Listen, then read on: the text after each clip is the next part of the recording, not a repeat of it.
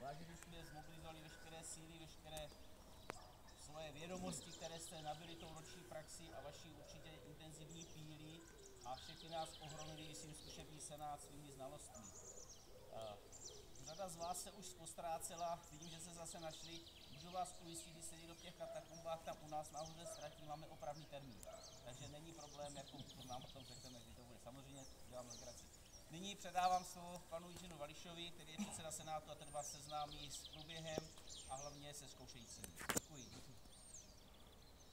Seznámím vám se zkušeným senátem a s organizací zkoušek.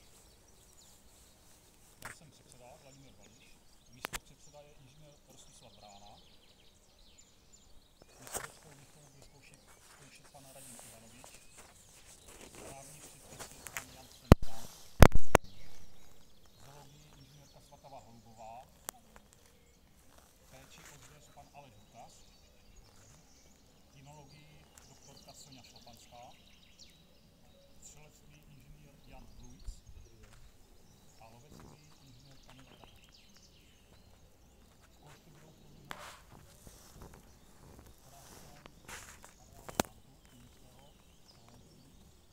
jsou tam jednotlivé stoly označené okruhy, tam budou sedět komisaři.